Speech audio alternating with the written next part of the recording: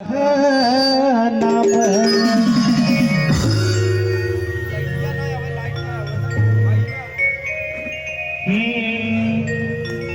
प्रेम अगर पाप है तो पुण्य किसका नाम है। प्रेम अभी कर्म है तो सत्कर्म किसका नाम है। जाकर देखो मन मंदिर में सत्य नाम भगवान है। पापियों के पाप से तो प्रेम भी बदनाम है। सनहिया लगावल भैया बहुत बात नहीं है। सनहिया लगावल बहुत बात नहीं है। नजरिया चुरावल बहुत बात होला।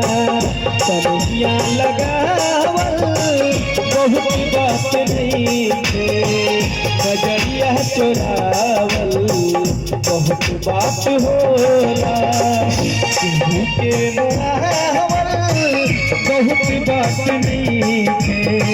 केहू के मुआवल बहुत बात नहीं है। अल्लाह के दियावल बहुत बात होला। सनहिया लगावल बहुत बात नहीं है। नजरिया चुरावल बहुत बात होला।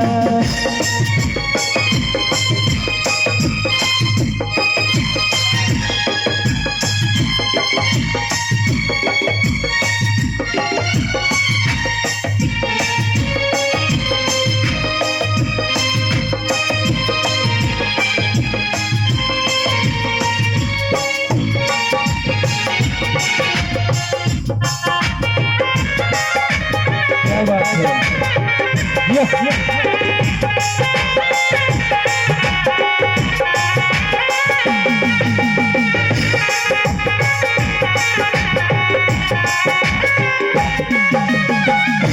समझे न पानी तोहर असली रहना।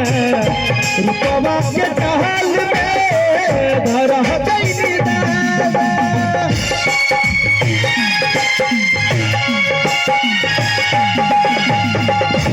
समझे न पानी तोहर असली रहना। रुपवा के चाल में धरा गई दादा। केहू के रोवावल बहुत बात नहीं है। केहू के रोवावल बहुत बात नहीं है। रुआ के हटावल बहुत बात होला। सनहिया लगावल बहुत बात नहीं है।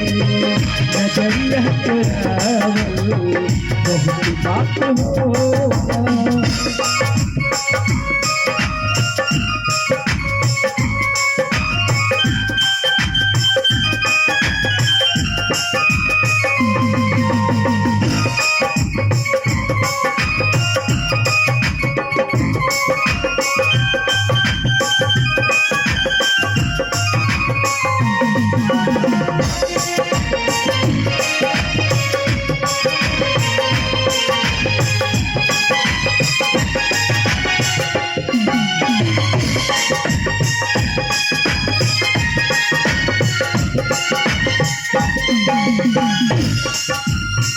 देख देख हमके अब तो हंसता जमाना। पागल समान होके भइली दीवाना।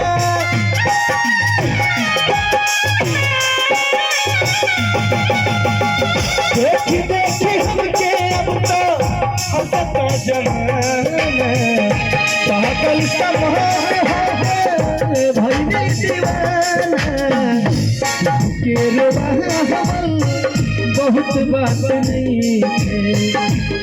के रोवावल बहुत बात नहीं है।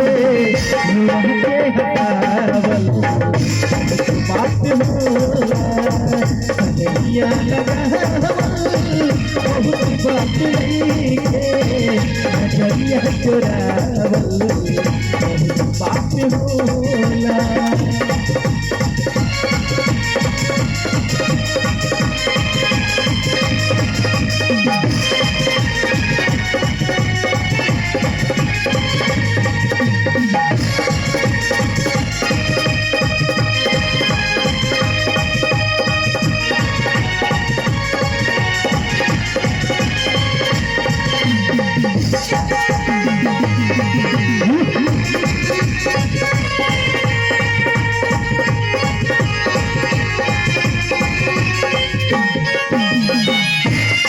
भैया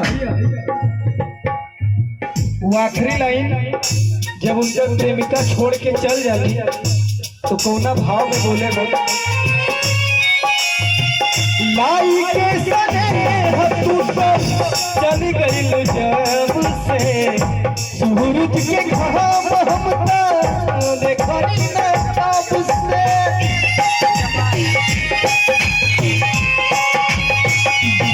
लाई के सने तू तो चल गई जब से सूरज के घाम हम देखा तब से के रवावल बहुत बात नहीं भैया।